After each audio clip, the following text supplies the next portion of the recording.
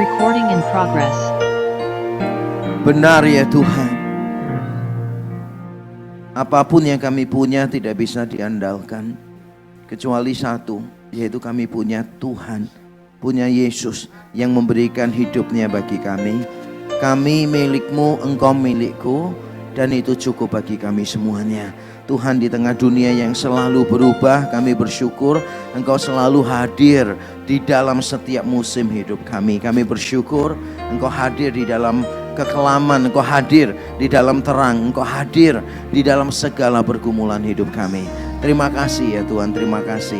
Sebentar kami akan mendengarkan firman-Mu. Kami berdoa kiranya Roh Kudus berkenan bekerja melampaui kata-kata hamba-Mu, melebihi apa yang mampu kami doakan atau pikirkan. Kiranya Injil Yesus Kristus yang benar dan menyelamatkan, kiranya diberitakan sejelas-jelasnya di antara kami.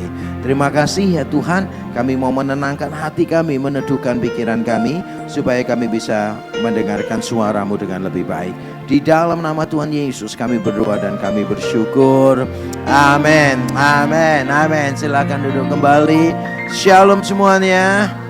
Ya, salam sejahtera dalam kasih Tuhan kita Yesus Kristus. Saya juga ingin menyapa bagi Bapak Ibu Saudara yang mengikuti secara online juga. Salam sejahtera dari Tuhan kita yang mengasihi kita, yang memberikan hidupnya, mau menjadi manusia, menyelesaikan persoalan kita terbesar yaitu dosa, dan menyelesaikan, mengalahkan ketakutan kita yang terbesar yaitu kematian. Kita patut bersyukur kepada Tuhan Yesus yang mengasihi kita. Nah, hari ini saya akan membahas satu teks Alkitab yang sering disalahpahami. Memang hobi saya itu membahas hal-hal yang sering disalahpahami banyak orang. Karena memang salah satu talenta yang Tuhan berikan kepada saya adalah mencari kesalahan banyak orang.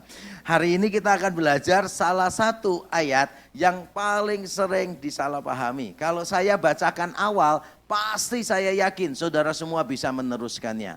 Sebab aku ini tahu rancangan-rancangan yang ada padaku mengenai kamu, yaitu rancangan damai sejahtera dan bukan rancangan kecelakaan, untuk memberikan kepada kamu hari depan yang penuh harapan. Luar biasa. Sudah sering dengar khotbah ini kan?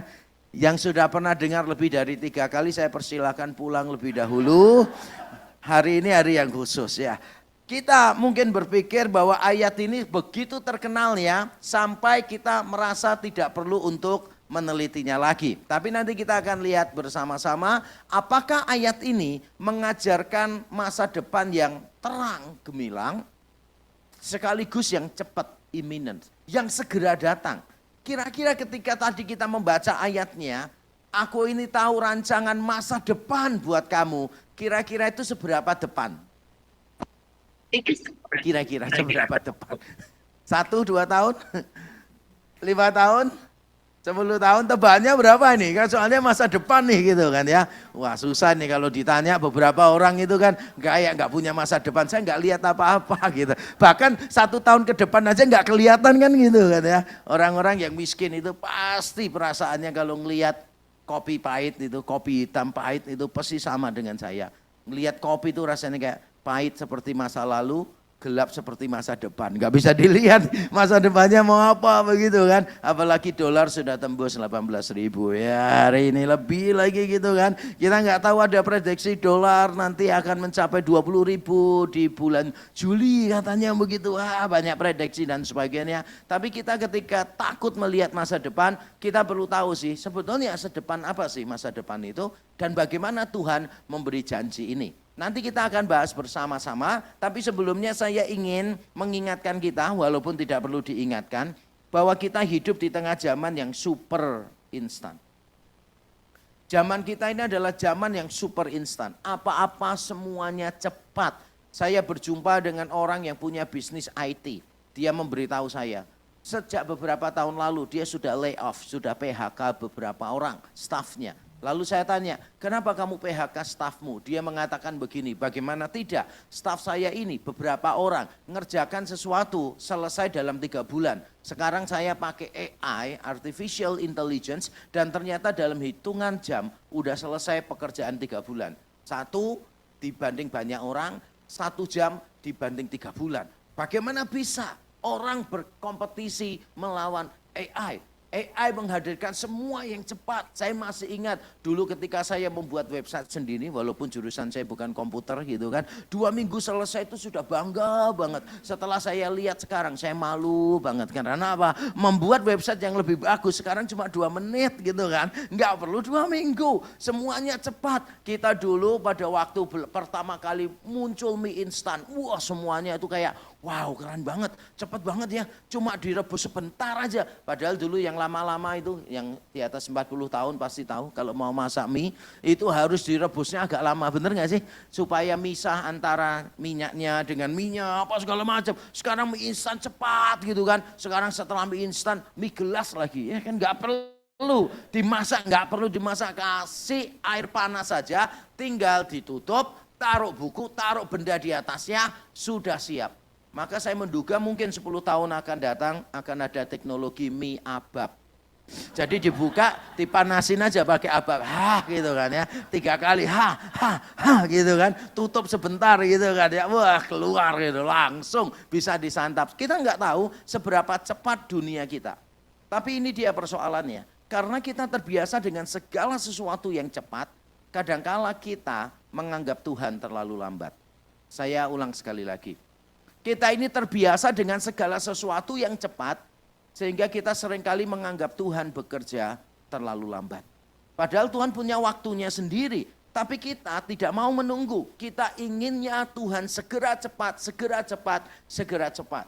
Saya ingat satu kalimat yang luar biasa yang dikeluarkan oleh seorang pakar saham, seorang salah satu yang orang terkaya di dunia yang bernama Warren Buffett. Warren Buffett pernah mengatakan begini, kita tidak bisa menghasilkan satu bayi dalam satu hari dengan mengumpulkan 9 wanita hamil. Kita tidak bisa menghasilkan satu bayi dalam sehari walaupun dengan mengumpulkan 9 wanita hamil. Tidak bisa. Karena menghasilkan satu bayi tidak butuh 9 wanita hamil saja, tapi butuh 9 bulan. Ada beberapa hal yang nggak bisa dipersingkat memang.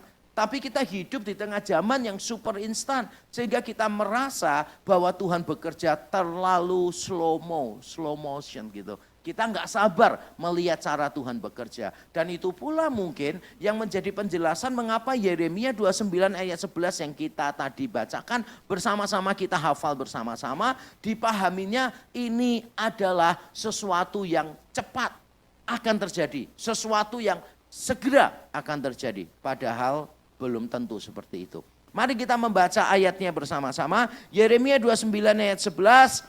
Mari kita membaca bersama-sama. 1, 2, 3. Sebab aku ini mengetahui rancangan-rancangan apa yang ada padaku mengenai kamu. Demikianlah firman Tuhan. Yaitu rancangan damai sejahtera dan bukan rancangan kecelakaan. Untuk memberikan kepadamu hari depan yang penuh harapan. Sekali lagi, sebab aku ini mengetahui rancangan-rancangan apa yang ada padaku mengenai kamu, demikianlah firman Tuhan, yaitu rancangan damai sejahtera dan bukan rancangan kecelakaan untuk memberikan kepadamu hari depan yang penuh harapan. Amin. Amin. Mudah mengaminkan ayat ini. Kalau saya bilang mengaminkan ayat ini lebih mudah daripada memahaminya. Karena ketika kita membaca ayat ini saja, tidak melihat konteksnya, maka kita memikirkan Tuhan itu akan memberikan masa depan itu yang dekat gitu. Yang imminent, yang sebentar lagi Tuhan akan mengubah keadaan kita dan kita akan terpesona. Padahal itu salah paham. Berita buruknya untuk hari ini adalah ternyata masa depan yang dijanjikan di sini sangat depan banget sih. Itu ibarat rumah, ini itu bukan teras depan kita. Masa depannya bukan teras depan, tapi balai pertemuan kecamatan sebelah gitu. Depannya tuh kayak depan banget begitu. Tapi ini termasuk salah satu ayat yang paling disalahpahami. Karena itu saya ingin membetulkan, mengoreksi cara pandang kita terhadap ayat ini. Kita kan sudah sangat hafal ayat ini, sehingga segala sesuatu yang sudah terbiasa bagi kita, kita itu tidak mau memikirkannya lagi. Kita berpikir bahwa kita sudah tahu, dan itu persoalan manusia. Merasa diri sudah tahu. Saya ingat dulu pada waktu saya bermasalah dengan tulang punggung saya. Lama sekali, waktu saya masih agak mudaan dikit gitu. Lalu saya pergi ke dokter dan dokter sarafnya ngomong gini, oke, ini rasanya ada persoalan saraf. Dia bilang gini, coba berdiri. Terus saya berdiri, coba jalan. Terus saya jalan gitu. Wah, jalannya salah nih. Jadi jalannya salah. Ternyata jalan itu gak boleh sembarangan. Coba kalau saudara jalan ya, saudara tumit dulu baru depannya atau tumit dan depan bersama-sama. Jadi kalau jalan saudara gini, sama-sama gini. Ya gini, jalan gini. Ya, coba pernah mikir nggak cara jalan itu? Loh kalau kita jalan kan biasa ya mesti gini lah. Iya dong, nggak mungkin bersama-sama lah ya kan? Nggak mungkin bersama. Terus saya disuruh, coba duduk gitu. Terus saya duduk gitu. Wah duduknya salah gitu. Coba tidur. Yang biasa tidur seperti apa? Terus saya tidur. Salah, tidur nggak gitu.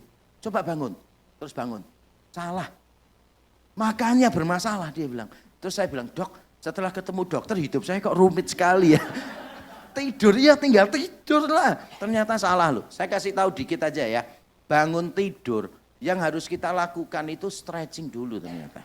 Jadi pada waktu bangun tidak boleh langsung duduk. Apalagi langsung berdiri gitu kan. Jam wakernya bunyi langsung lompat, alarmnya bunyi langsung lompat. Itu tidak boleh. Apalagi kalau kita nggak punya jam alarm. Berarti kan itu punya tetangga sebelah yang bunyi, ngapain kita cepet-cepet bangun. Jadi kalau kita mendengar sesuatu, itu bangun dulu, terus stretching. Stretchingnya itu diajarin beberapa hal untuk stretching. Misalnya kaki yang kanan diangkat, tangan yang kiri juga diangkat. Jadi silang terus gini loh posisinya. Terus nanti mulailah ngangkat begini, ngangkat begitu dan seterusnya. Terus baru duduk. Setelah duduk ada stretchingnya lagi. Terus baru berdiri. Hidup rumit kan? Padahal tinggal bangun aja sampai sekarang juga nggak apa-apa kan ya gitu. Tapi semakin ngerti kita semakin ngerti hidup itu rumit. Makanya saya rindu menjelaskan ayat ini. Kelihatannya akan lebih rumit sih ayatnya dijelaskan.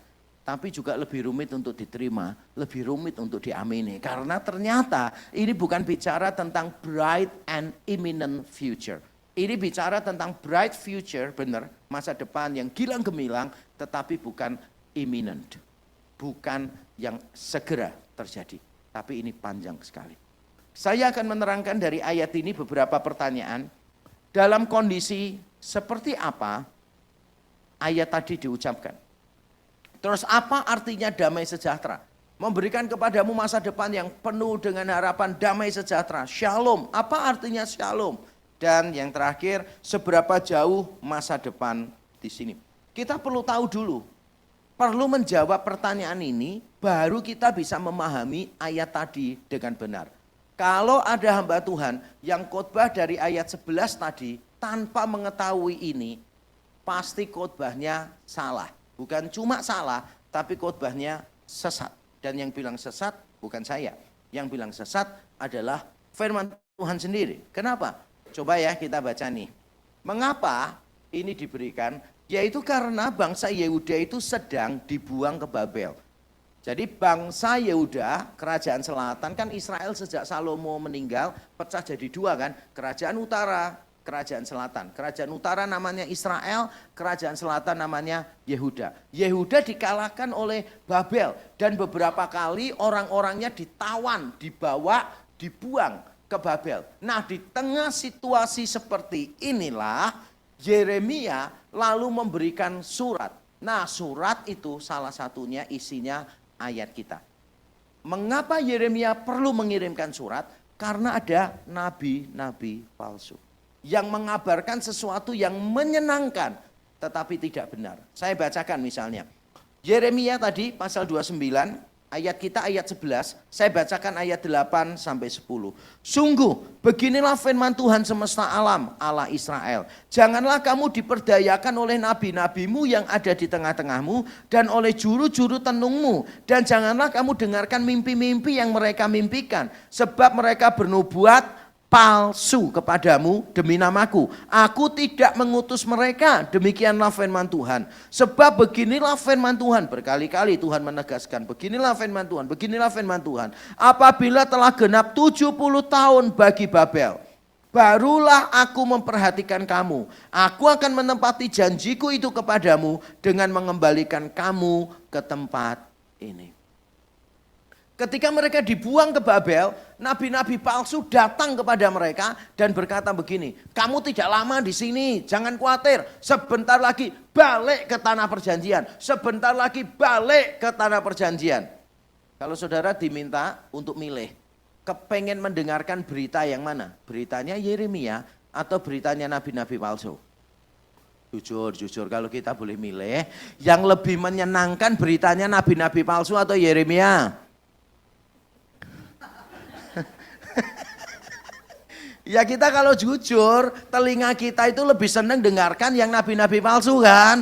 Kamu menderitanya nggak lama, bentar lagi kamu akan dikembalikan Tuhan. Wow, ini good news, berita gembira. Tapi Tuhan mengutus Yeremia bilang, kasih tahu mereka, santai saja.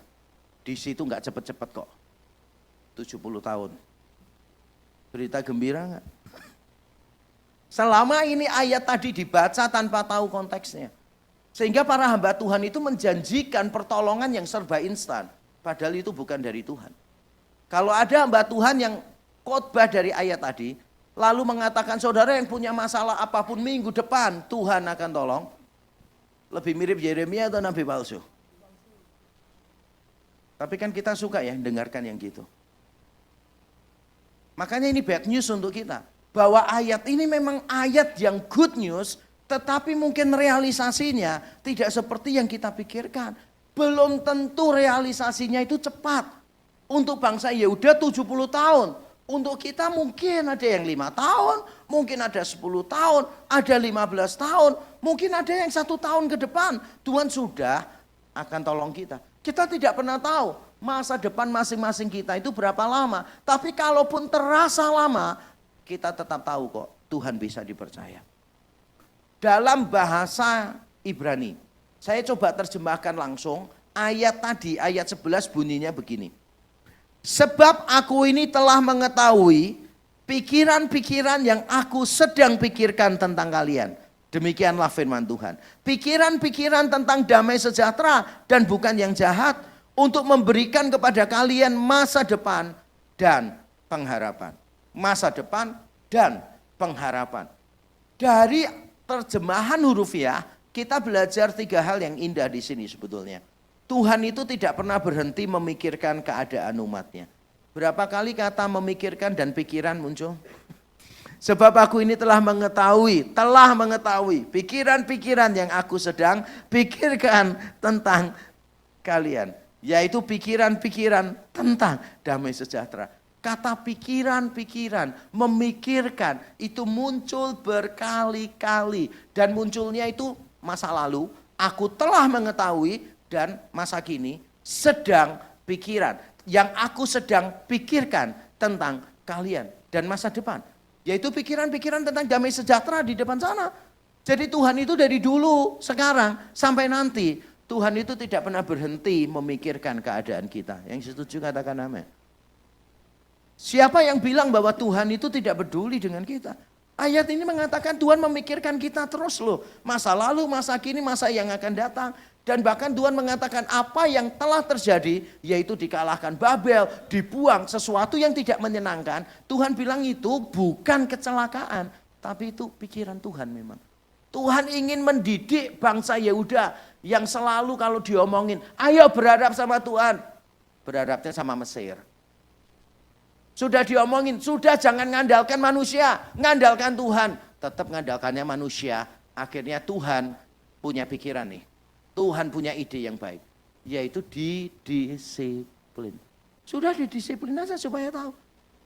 Saya dulu ingat waktu anak saya masih kecil, itu saya gandeng, gak mau, apalagi anak saya yang pertama kan. Wah, anak saya yang pertama itu lari terus gitu kan. Nah suatu ketika saya ajak dia, itu untuk jalan-jalan di satu tempat yang rumputnya itu tebal-tebal, tapi tempatnya tidak rata.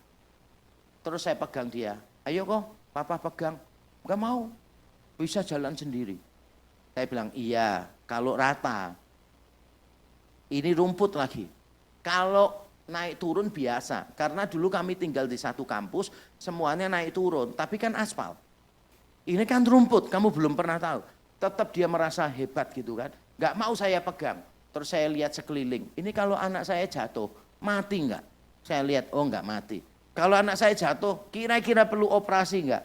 Oh nggak perlu, cuma perlu obat merah aja, betadin. Ya udah, ketika dia mau melepaskan diri dari saya lepaskan sih. Saya sengaja melepaskan untuk memberi dia sebuah pelajaran. Ketika saya lepaskan benar, dia jalan gelundung. Begitu gelundung berdiri, yang dicari siapa? Papahnya. Langsung, Pah. Tangannya sudah diulurkan. Saya turun, pegang tangannya dia. Dari situ dia baru tahu betapa pentingnya genggaman papahnya. Bangsa Yehuda itu seringkali sudah diomongin. Udah, jangan berusaha macam-macam. Berharap saja. Udah berharap saja. Musuhmu ini luar biasa besar. Kamu melakukan apapun tetap kalah. Tapi kalau kamu berharap kepadaku, kamu yang akan menang. Gak mau, tetap cari yang lain. Akhirnya Tuhan merasa, wah ini perlu nih, dididik nih. Makanya ini bukan kecelakaan. Ini adalah hasil pikiran Tuhan. Ini adalah rencana Tuhan. Dan rencana Tuhan ini bersifat tunggal. Bersifat utuh rencananya Tuhan. Tuhan itu ketika bangsa Israel diserang Babel, Tuhan itu tidak bingung. Ketika Babel mengalahkan Israel, Tuhan itu tidak perlu, ayo rapat darurat di surga. Semua malaikat kumpul semuanya, karena ini darurat ini. Kita harus mengambil keputusan yang tepat. No, bukan begitu. Karena Tuhan tahu ini semua rencananya Dia. Apa yang sudah terjadi rencana Tuhan? Amin. Enggak ada yang amin. Apakah masa lalunya terlalu berat? Apa yang sudah terjadi dalam hidup kita itu rencana Tuhan. Apa yang sedang terjadi sekarang juga rencana Tuhan. Masa kita cuma beriman masa depan rencana Tuhan? Enggak sih. Saya yakin whatever happens in our life itu adalah sesuai dengan rencananya Tuhan. Kelihatannya tidak menyenangkan, tapi tidak ada sesuatu yang terjadi secara kebetulan di dalam hidup kita. Nah, kalau sudah tahu konteksnya, sekarang mari kita lihat shalom. Tuhan menjanjikan masa depan yang penuh harapan, yaitu masa depan yang diwarnai dengan damai sejahtera. Shalom kalau dalam bahasa Ibrani-nya. Nah, sekarang saya mau tes dulu nih. Shalom artinya apa? Shalom artinya halo, karena setiap pengkhotbah selalu bilang shalom gitu kan. Halo, shalom gitu kan. Jadi artinya shalom apa? Halo guys gitu kan. Enggak sih. Shalom itu sebetulnya bukan sapaan, sadar nggak sih? Shalom itu bukan sapaan, shalom itu doa. Bangsa Yahudi, bangsa Israel, itu kalau ngomong shalom aleichem misalnya gitu, itu sebuah doa. May God bless you. Itu sebuah doa, sebuah harapan. Tapi di tangan kita, shalom itu sapaan gitu. Bahkan kita merasa jadi orang Kristen tuh kalau nggak ngomong shalom, nggak jabat tangan, rasanya kok kurang Kristen gitu kan. Selalu perlu salaman, perlu ngomong shalom, tapi banyak orang tidak tahu shalom. Saya pernah tahu itu, ada satu orang tanya, itu kata yang sering diomongin orang Kristen tuh apa ya? Yang ada sial-sialnya gitu loh. Oh ya saya ngomong, sial om kan? Oh iya sial om, tapi yang ngomong kok bisa tante ya? Ya memang itu bukan sial om, itu shalom. Tapi apa artinya shalom? Shalom itu kalau kita lihat ya, ini menarik sekali. Shalom di dalam ayat tadi dikontraskannya itu dengan jahat. Thoughts of peace, pikiran tentang damai sejahtera.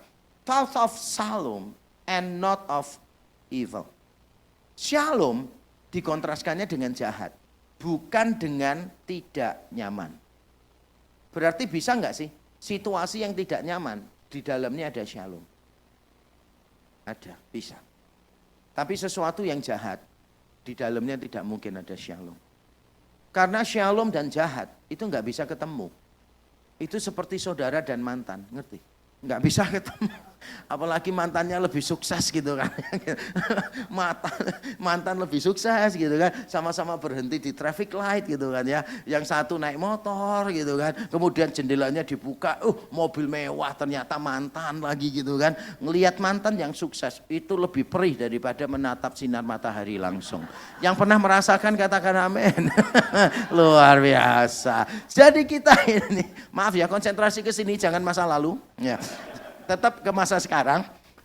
Shalom itu dikontraskannya dengan damai, dengan kejahatan. Berarti begini loh, kalau di dalam kejahatan tidak mungkin ada shalom. Tapi di dalam shalom bisa jadi ada ketidaknyamanan. Dan itu yang sedang dialami oleh bangsa Yehuda. Mereka tidak nyaman, mereka sedang dibuang di Babel sebagai bentuk didikan dari Tuhan. Tapi di tengah semuanya itu tetap ada shalom. Nah kalau kita kepengen tahu shalom itu apa, terjemahan shalom yang paling pas menurut saya adalah utuh. Whole, utuh. Karena memang itu kata yang dipakai berkali-kali di dalam Alkitab. Shalom itu artinya bukan cuma damai, bukan cuma tidak ada perang, bukan. Shalom itu artinya utuh. Relasi kita dengan Tuhan, relasi dengan sesama, relasi dengan alam, semuanya dipulihkan. Itu namanya shalom. Shalom itu utuh. Dan Allah berjanji memberikan masa depan yang penuh shalom ini 70 tahun mendatang. Untuk bangsa Yehuda, bukan untuk kita. Jangan khawatir. Untuk bangsa Yehuda 70 tahun. Untuk kita mungkin ya bisa 71, 75 tahun. Jangan khawatir. Untuk bangsa Yehuda, Tuhan itu janji 70 tahun. Baru akan ada shalom. Saya itu kadang berpikir begini, masa Tuhan butuh 70 tahun untuk mengalahkan Babel? Masa Tuhan butuh 70 tahun untuk mengalahkan Babel? Enggak sih. Tuhan bisa enggak kirimkan malaikat-malaikatnya langsung mengalahkan Babel malam itu juga bisa? Bisa. Tapi Tuhan enggak lakukan itu. Tuhan tidak lakukan itu. Kenapa Tuhan tidak lakukan? Iya, karena Tuhan mau mengubah karakternya dulu. Percuma, dengarkan saya baik-baik ya. Percuma kalau keadaan kita dipulihkan, tetapi karakter kita tidak diubahkan. Percuma kalau keadaan kita dipulihkan, tapi karakter kita tidak diubahkan.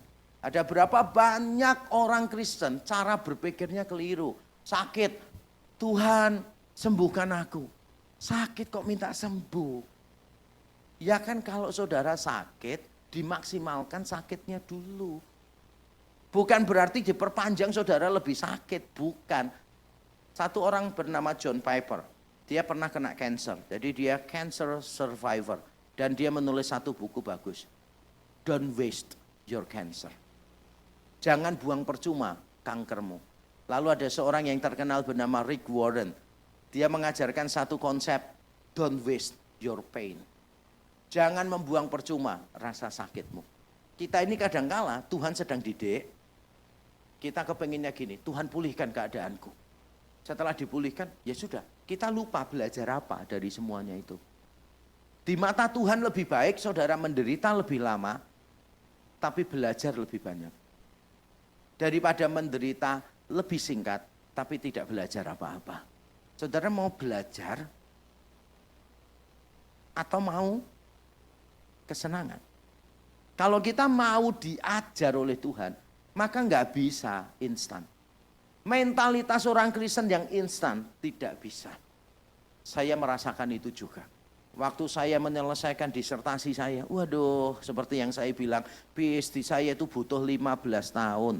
Sampai saya keluar mundur dari satu sekolah saya di Belgia karena tidak cocok, tidak setuju. Saya kirim surat protes, lalu pindah lagi ke South Africa, Afrika Selatan. Baru lulus 15 tahun PhD saya. 15 tahun, ini PhD bukan KPR ya. PhD. Dan saudara tahu, ketika saya lulus, saya ini tidak bangga sama sekali. Padahal PhD itu gelar paling tinggi di dalam akademis. Tapi saya tidak bangga kenapa? Karena di tengah perjalanannya, berapa kali saya itu mau putus asa. Berapa kali itu saya doa gini, Tuhan bisa enggak sih hari ini kedatanganmu yang kedua kali. Jadi aku enggak perlu selesaikan tugas ini. Nanti kalau sudah dikirimi deadline gitu kan ya. Pokoknya kalau enggak mengirimkan pada bulan ini, tahun ini akan dikeluarkan. Waduh, saya itu bisa sehari permisi ya. Bisa muntah berkali-kali. Saya coba cek. Tetap negatif tapi biasanya kalau muntah-muntah kan positif kan ya gitu. Saya coba cek kok tetap negatif gitu kan, tapi muntah-muntah itu tanda apa? Tanda stres. Saya sampai kerja 3 hari, tidurnya cuma 2 hari. 2 jam. 3 hari kerja, 2 jam saya cuma tidur. Bangun lagi, kerja lagi, tidurnya 1 jam. Wah benar-benar saya merasa kayak aku lebih baik dipukulin orang satu kampung daripada menyelesaikan disertasi ini. Sungguhan. Ada masanya. Kita itu kadang-kadang merasa Tuhan kapan engkau datang, kapan engkau datang, kapan engkau datang. Boleh nggak berdoa begitu? Boleh. Tapi ada yang lebih penting didoakan. Yaitu kapan saya berubah. Tuhan kapan saya berubah nih? Melalui semua yang dialami. Apa yang harus berubah dalam hidup saya? Kita sudah tahu ayat tadi artinya apa. Sekarang kita bertanya begini. Kalau bangsa Yehuda itu nunggunya 70 tahun. Terus masa menunggu ini dipakai buat apa?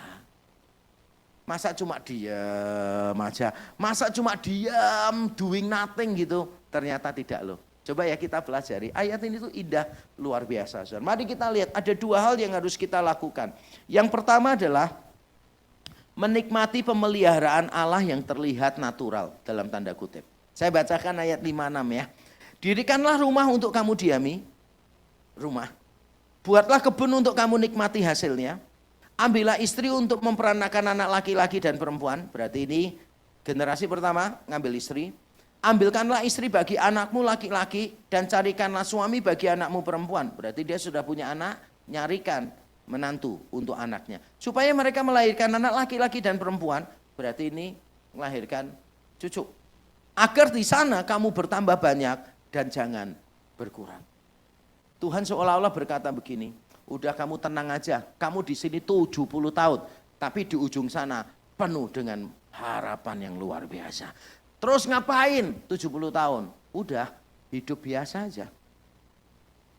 Dirikanlah rumah. Ini beritanya Yeremia. Saya yakin kalau yang ngirim berita ini nabi-nabi palsu, dia akan bilang carilah hotel. Karena sebentar tinggalnya. Carilah kos-kosan yang tiap bulan gak cocok bisa ditinggal. Tidak loh, dirikanlah rumah. Buatlah kebun untuk kamu nikmati hasilnya. Berarti kan butuh waktu. Bukan disuruh carilah pasar buah terdekat. Bukan. Buatlah kebun. Terus ambillah istri buat kamu. Bukan cuma itu aja. Tapi juga carikan istri untuk anakmu laki-laki perempuan. Terus untuk anak-anak mereka juga. Jadi ini 3 generasi. Kelihatannya kok pertolongan Tuhan biasa-biasa aja ya. Kalau saudara jadi bangsa Yehuda nih, saudara kepengen mengalami Tuhan seperti apa? Saudara pasti ingin mengalami Tuhan dengan cara yang luar biasa kan, spektakuler kan.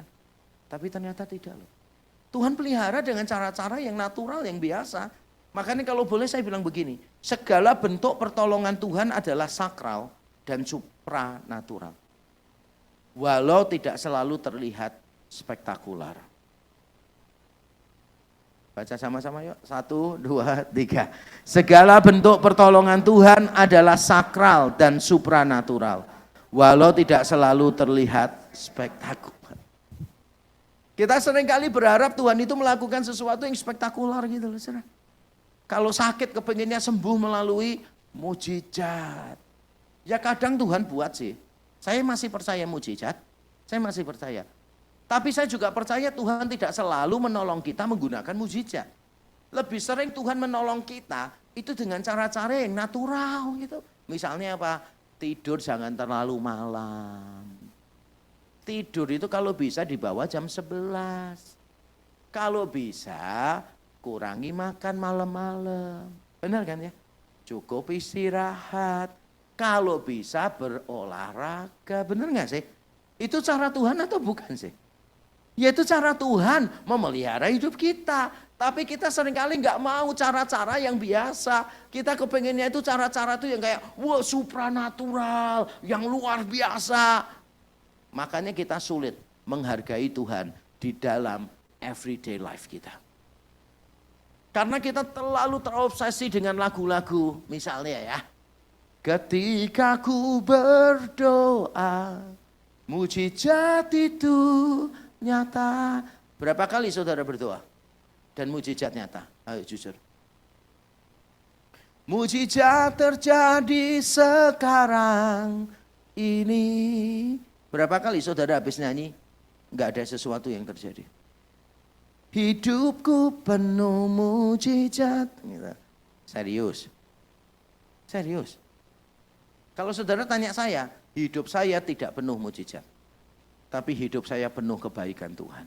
Karena bentuk kebaikan Tuhan tidak selalu mujizat kok. Karena banyak orang Kristen dicekoki selalu mujizat, mujizat, mujizat, mujizat, mujizat. Tapi nggak mengalami mujizat. Akibatnya apa? Segala sesuatu disebut mujizat gitu loh saudara. Apa dikit mujizat. Itu kan saya pernah dengar tuh. Misionaris cerita, wah saya bersyukur Tuhan pelihara saya. Anak saya bisa melihat tangan Tuhan nyata. Jadi kami ini misionaris miskin. Tidak pernah makan daging. Hari itu anak saya bilang, Pak kau pengen makan daging dong sekali-kali. Terus saya bilang, nanti tunggu Tuhan sediakan ya nak ya.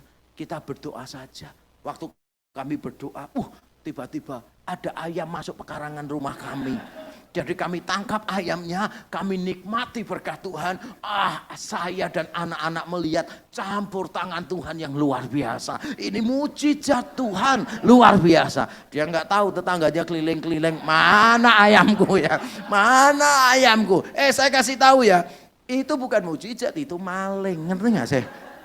Itu bukan mujizat, itu namanya berbahagia di atas penderitaan orang lain. Ya itu kan bukan ayam kita. Masa kita sembelih sih? Ya enggak lah. Terus ada orang yang gini, saudara saya pernah malam-malam, saya itu lagi berdoa, Tuhan beritahu saya, pergi ke ATM besok pagi, ambil uang. Saya beritahu Tuhan, Tuhan ATM-ku tuh gak ada isinya, tadi sudah saya cek gak ada isinya. Tapi Tuhan berkata, tidak, besok kamu pergi ke ATM, aku sediakan. Jadi besok paginya saya ke ATM saudara. Di depan saya ada orang yang ngambil duit banyak, terus cepet-cepetan pergi.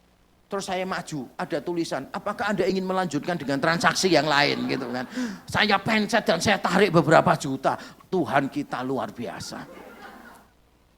Kamu yang luar biasa, jahat banget. Itu kan punyanya orang sih. Loh sungguhan. Ada satu pendeta itu malah saksi. Saudara saya ingin belikan jam tangan merek ini kepada anak saya. Enggak bisa-bisa. Tapi Tuhan kita itu luar biasa saudara. Saya waktu menginap di satu hotel.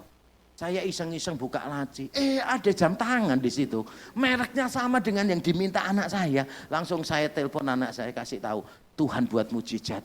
Kamu bisa dapatkan jam ini. Pak Pendeta itu maling Pak Pendeta. Itu Pak Pendeta seharusnya ambil jam tangannya, lapor ke pihak hotel dan ngomong gini, kalau ada yang merasa kehilangan tolong hubungi saya. Nanti kalau dia berhasil menyebutkan ciri-cirinya benar, kembalikan ke orangnya. Benar nggak sih? Tapi berapa banyak di antara kita yang karena kepenginnya itu mujizat, mujizat, mujizat, mujizat, kita ini buta. Untuk melihat hal-hal yang sebetulnya tidak benar. Tapi kita sebut itu mujizat. Kenapa? Karena kita ini sudah kecanduan mujizat. Bangsa Yehuda berharap ada mujizat. Tapi Tuhan bilang enggak. Dididik oleh Tuhan menjadi orang yang sabar. Lebih penting daripada mendapatkan pertolongan yang spektakuler. Sungguh ya, hidup saya tidak banyak hal-hal yang luar biasa. Tapi saya bersyukur hidup saya penuh kebaikan Tuhan. Dan kalau kita mau jujur, salib menjadi bukti bahwa Allah dapat bekerja melalui hal-hal yang dipandang dunia sebagai kelemahan dan kebodohan. Bukankah Paulus sendiri mengatakan bagi orang Yahudi salib itu batu sandungan, kelemahan. Bagi bangsa Yunani salib itu adalah kebodohan. Tapi Tuhan menyelamatkan kita dengan cara-cara yang dianggap dunia itu hina. Yang bagi dunia itu apa sih? Menyelamatkan kok pakai salib, Allah jadi manusia. Apa sih Allah jadi manusia? Banyak orang kan salah paham dengan kita kan. Saya pernah ketemu sama satu orang, dia gini, aku gak mungkin jadi Kristen. Loh kenapa mas? Gak mungkin jadi Kristen. Mosok manusia jadi Allah? Oh benar mas. Kalau manusia jadi Allah juga saya nggak mau jadi Kristen. Loh kan Kristen mengajarkan manusia jadi Allah. Enggak. Kristen mengajarkan Allah jadi manusia. Sekarang saya tanya mas. Kalau Allah mau jadi manusia boleh nggak? Tapi tetap Allah dia. Dia cuma menambahkan satu hakikat baru. Yaitu manusia. Boleh nggak sih? Dia bilang ya boleh lah. Wong Allah berdaulat. Salah nggak? Ya nggak salah lah. Wong dia Allah, yang penting dia nggak berhenti jadi Allah. Bukankah itu yang kita dapati dalam diri Yesus? Allah menjadi manusia. Tapi tetap selama jadi manusia dia tetap Allah lah. Cuma dia menambahkan hakikat baru sebagai manusia. Itu sama seperti kalau ada konglomerat, kemudian tinggal sebulan dengan gelandangan di bawah jembatan, dia pakai bajunya semua baju yang compang-camping. Dia tidurnya di tikar di atas koran. Pertanyaan saya, apakah konglomerat itu jadi miskin? Tidak. Dia cuma menambahkan sesuatu yang baru pada dirinya. Dan itu sangat luar biasa. Tapi bagi banyak orang, salib itu sesuatu yang hina. Sesuatu yang tanda kelemahan. Apalagi Yesus dipermalukan di atas kayu salib. Tapi dengan baik-baik ya, justru dengan cara yang dianggap lemah oleh dunia. Tuhan menolong kita. Justru melalui hal-hal yang dianggap bodoh oleh dunia, Allah itu menolong kita. Saya ingat saudara, salah satu hal yang saya syukuri adalah saya tidak menyerah waktu S1, kuliah S1. Saya waktu kuliah S1 mau menyerah, sungguhan sudah mau menyerah. Karena saya kecewa dengan dosen-dosen saya. Di tengah saya mau menyerah, sudah buat surat pengunduran diri. Saya itu duduk melihat kampus saya. Saya duduk terakhir kali lihat kampus saya karena saya mau pergi. Pada waktu saya lihat ada adik kelas saya, pinter juga enggak.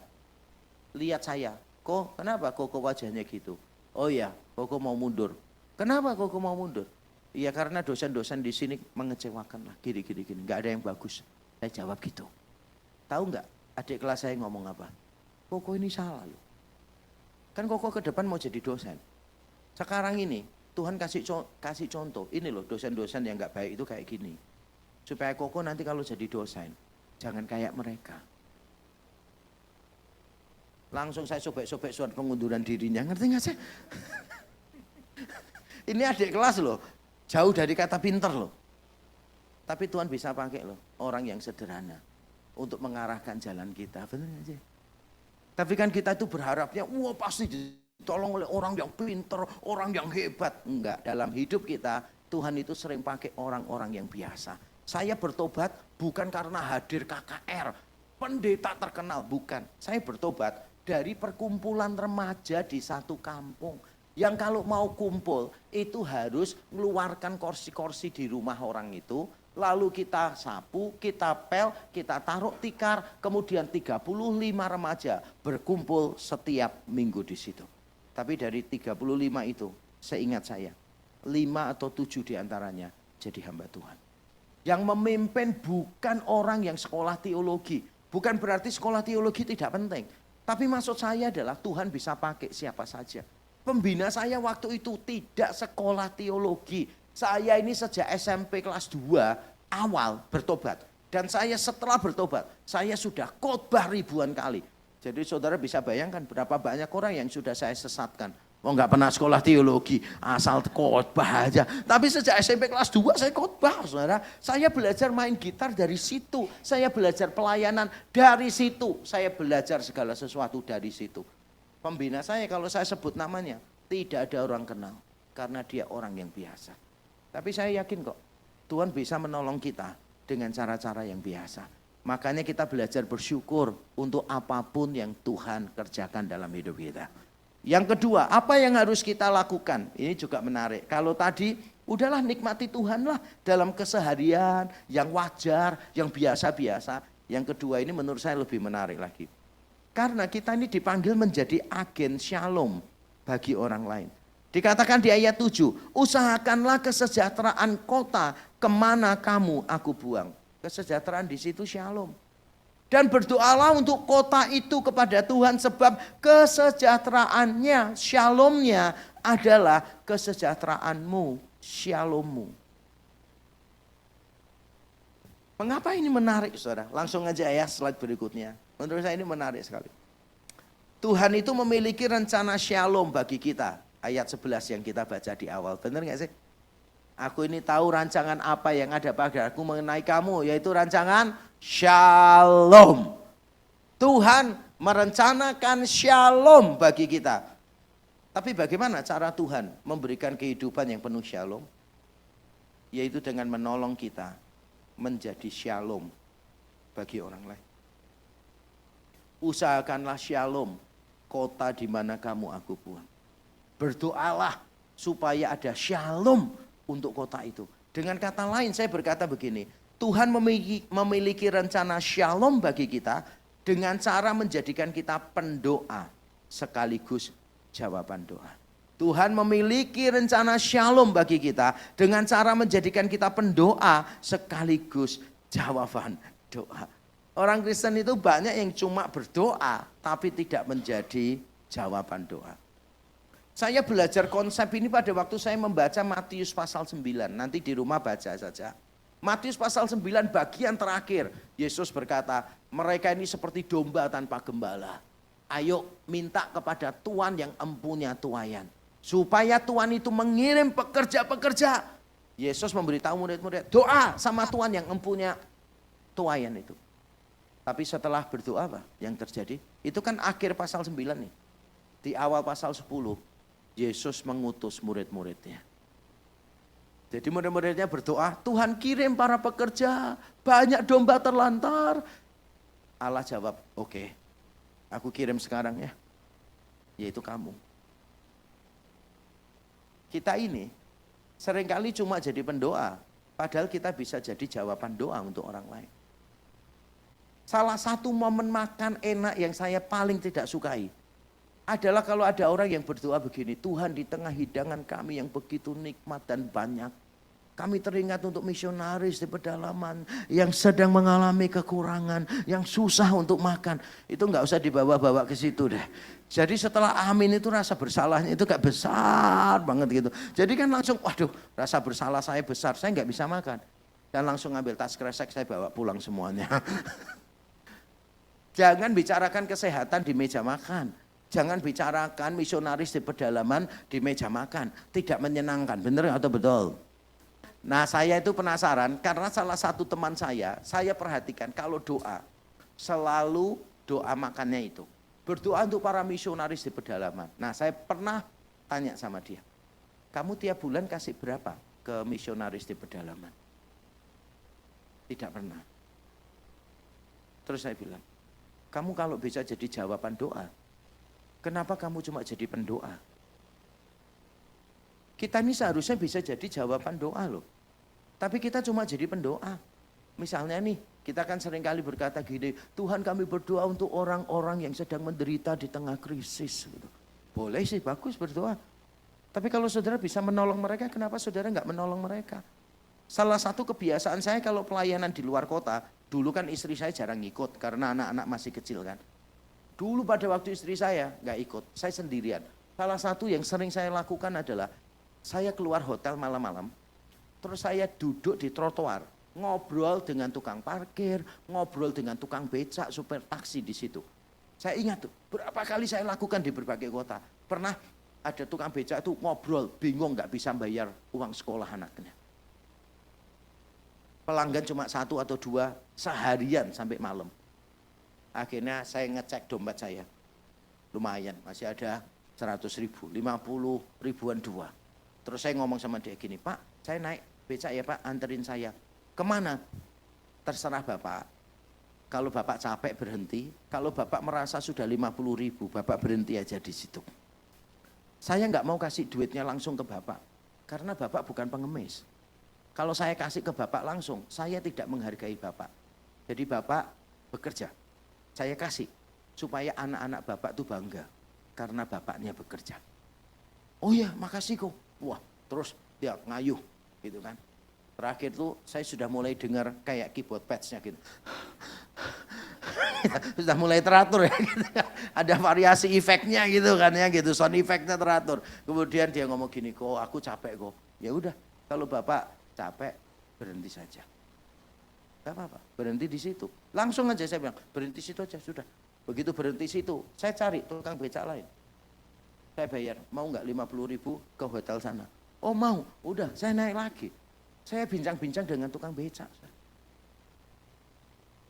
Mengetahui pergumulan mereka apa. Kalau ada yang terbuka saya bilang, boleh saya doakan nggak? Oh boleh, ya udah berhenti sebentar, saya doakan. Nah kalau kita ini bisa menolong, kenapa kita cuma mendoakan? Kalau kita bisa memperhatikan orang-orang yang Tuhan taruh di sekeliling kita, mengapa kita cuma berdoa? Dan bahkan seringkali kalau doa misi, doanya salah lagi. Doanya kurang ajar sama Tuhan.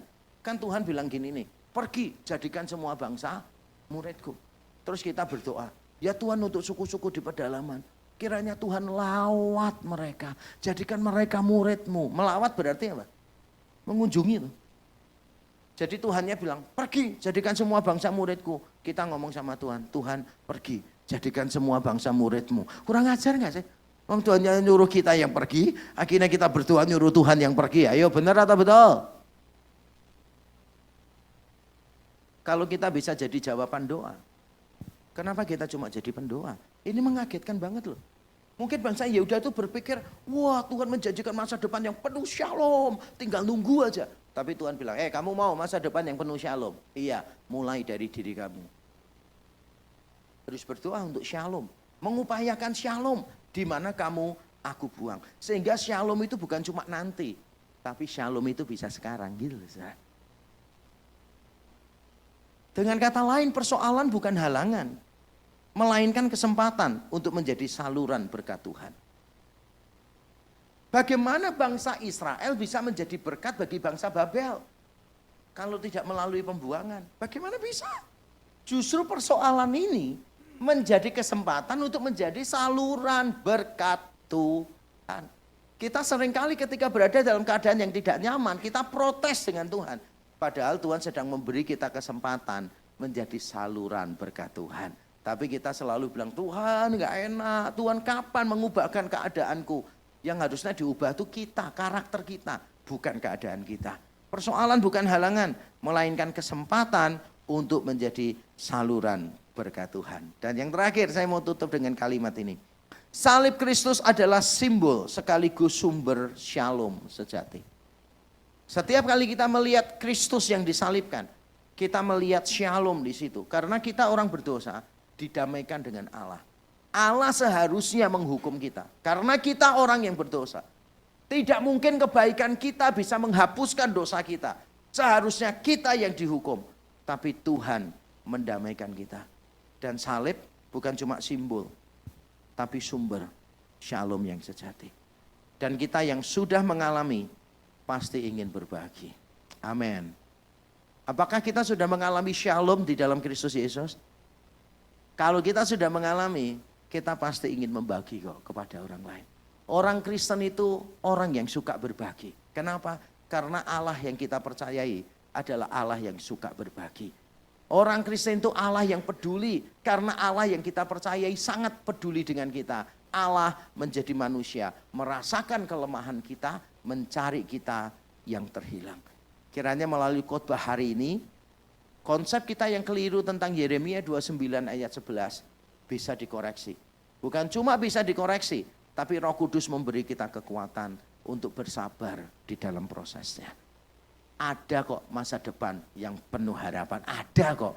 Kita tidak tahu kapan itu akan terjadi dalam hidup kita, tapi selama menunggu itu kita menikmati berkat Tuhan yang biasa-biasa aja. Yang kelihatannya wajar-wajar saja, mari kita syukuri semuanya itu dan kita mengupayakan shalom untuk orang-orang yang Tuhan taruh di sekeliling kita. Kiranya Tuhan menguatkan kita. Mari kita tunduk kepala, kita berdoa.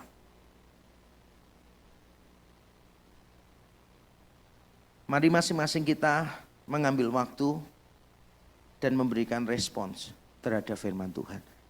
Apakah ada di antara kita yang selama ini protes dengan Tuhan? Karena Tuhan terlihat begitu lambat. Saudara tidak sabar menantikan Tuhan bekerja. Mari kita mohon ampun di hadapan Tuhan. Apakah ada di antara kita yang minta Tuhan mengubah keadaan, tapi kurang meminta supaya Tuhan mengubah karakter kita? Kita terlalu sibuk berdoa minta Tuhan memulihkan keadaan. Padahal Tuhan ingin mengubahkan karakter kita. Mari kita mohon ampun di hadapan Tuhan dan mengganti doa kita. Bukan untuk pemulihan keadaan, tapi untuk perubahan karakter yang benar di dalam kita. Apakah ada di antara kita yang kecanduan mujizat, yang selalu minta pertolongan Tuhan yang dahsyat, yang luar biasa? Padahal Tuhan telah menolong kita setiap hari dengan cara-cara yang biasa. Tapi kita kurang bersyukur untuk cara-cara Tuhan yang biasa. Mari kita mohon ampun di hadapan Tuhan. Apakah ada di antara kita yang pasif, tidak mau mengupayakan shalom bagi orang lain di sekeliling kita? Apakah kita cuma bisa mengharap shalom bagi kita, tapi kita tidak mau jadi shalom bagi orang lain? Mari kita mohon ampun di hadapan Tuhan bersama-sama. Bapa di surga, ini kami semua. Kami datang kepadamu, mohon ampun. Bukan cuma umat-Mu yang mendengar, yang ada di gedung ini, di ruangan ini maupun yang mengikuti secara online, tapi juga hamba-Mu yang menyampaikan. Karena kami seringkali bersalah terhadap ayat ini. Karena kami telah salah menafsirkannya.